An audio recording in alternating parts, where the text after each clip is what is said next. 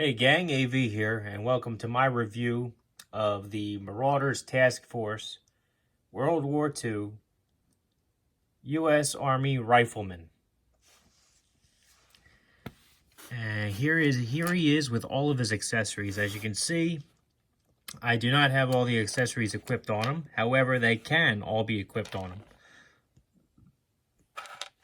I just chose not to. I went for a more bare bones look, because they didn't always carry all their gear all the time. Let's start with the stuff that isn't on him first. We have his entrenching tool.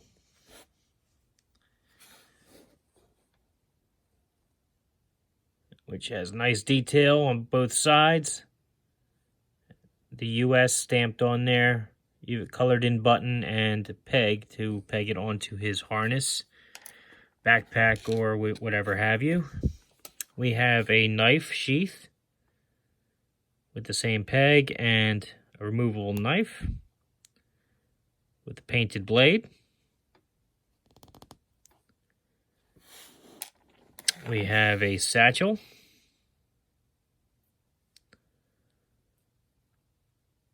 which has a peg hole here, so you can actually attach something like the knife sheath to it for added storage. We have his backpack, which has 5 peg holes in it, as well as a peg here to attach to his back. One of those peg holes in the middle is ideal for his entrenching tool, which sticks in just like that. And this is his, I believe this is his raincoat or rain gear. If I'm wrong, please correct me in the comments. But this usually wraps around the backpack and pegs in on either side, top or bottom, like that. It's a little difficult to line it up though, I'll be honest. But it does fit in there once you get it working, because they're not just round pegs, they're hexagons. So you have to line up all the sides correctly for it to really stick. Then you have what I believe is his first aid pouch. At least that's what I've been calling it in all my other reviews. Again, if I'm wrong, please let me know in the comments. I was not in the military. I'm not 100% sure on all this stuff. I'm just a fan. This is his belt. If you decide not to put his web gear on, which he has on, and I'll show you in a minute. As you can see, the belt itself has several anchor points for his accessories as well. I believe 6, 3 on either side. And here's the figure.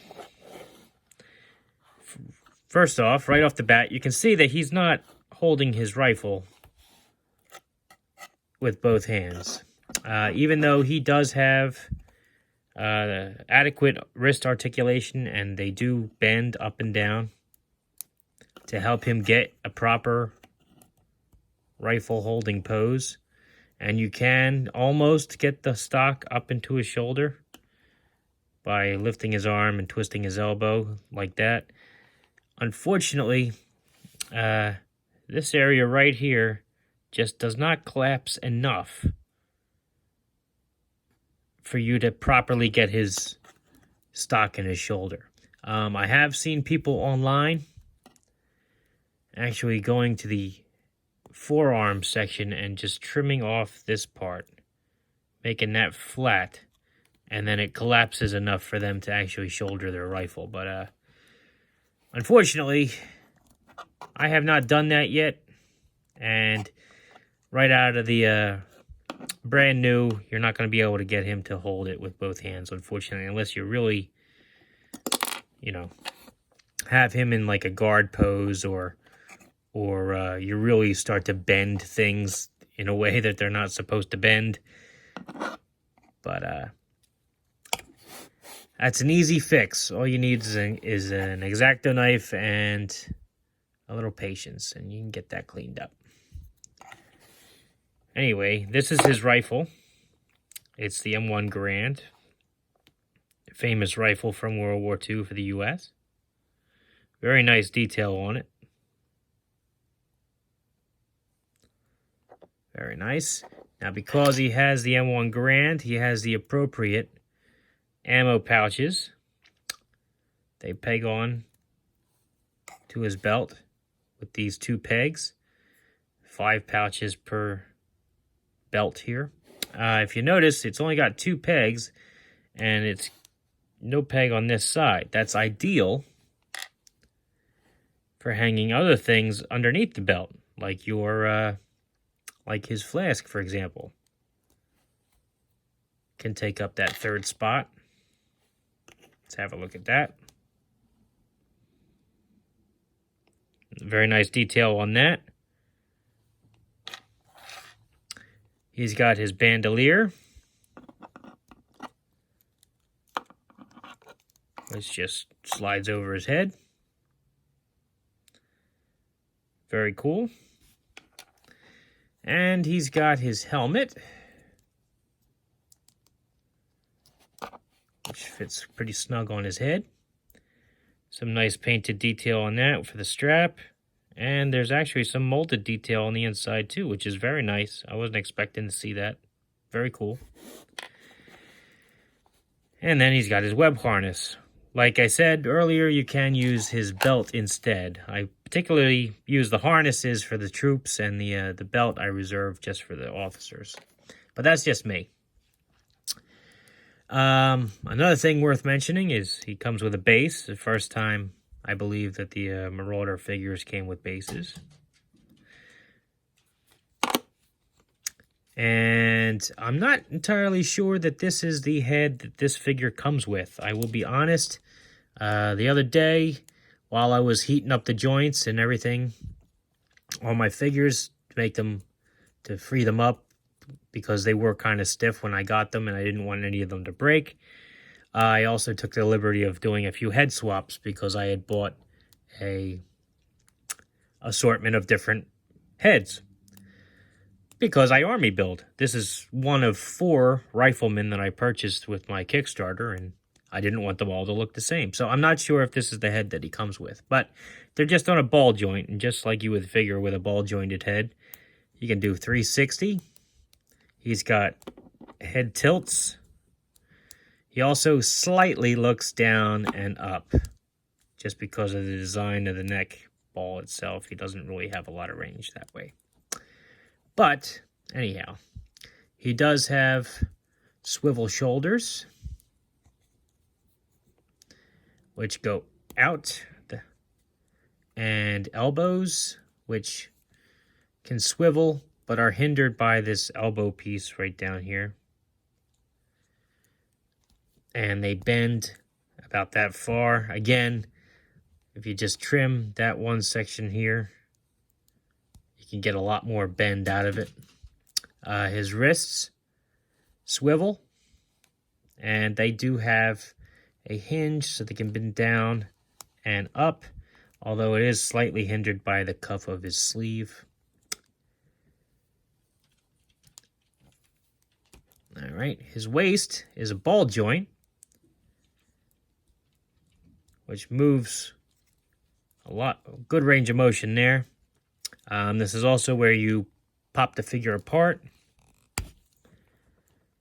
which allows you to get the harnesses on and the belts. All right, he can do the splits about yay far. His knees are double jointed.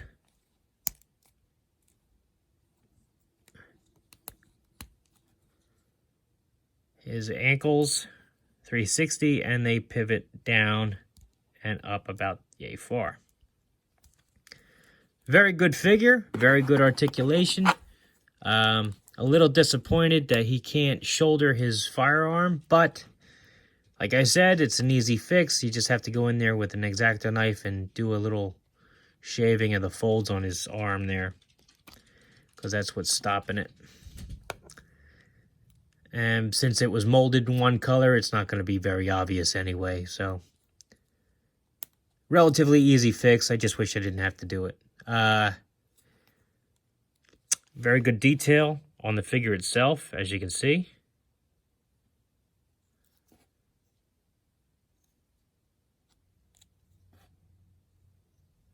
Very, very happy with this line. If you guys haven't been able to figure that out with these reviews, I was stoked to get these. Really looking forward to getting them, and I'm very happy that I've got them. Let's do a size comparison, because they are a little bit on the tall end, as you'll see with this 21st century General Patton. I believe it was the 21st century's Toys figure, or maybe Forces of Valor. I don't remember. I bought the figure a long time ago. Forgive me. Don't remember. Here he is next to an Indiana Jones German soldier, which again is a little bit short. Comes up a little bit short. Here he is with a generic green shirt, modern G.I. Joe Trooper. Here he is with the Golden Age Captain America from the Marvel Universe line. Here he is with Matt Smith, Doctor Who. Again, Doctor Who is pretty short compared to him. Noticeably shorter. And here he is with a Vitruvian Hacks, a Knight of Asperity from the Boss Fight Studios. So he definitely scales better with the figures that came out within the last 10 years as opposed to the ones that came out prior. All that being said, it's a great figure. He's a great army builder. You can customize his loadouts because they're modular to really, and swap heads to really put a whole squad together of the same figure, and you know, they can all look different, which is fantastic. Very big fan of this line. I got mine. This was one of my Kickstarter rewards, but I did see them made available for sale at the New Jersey Collectors Con. He was $30 there, I believe, and I think he's well worth it. If you like this video, check out my channel. If you like what you see there, then please subscribe. As always, thanks for watching.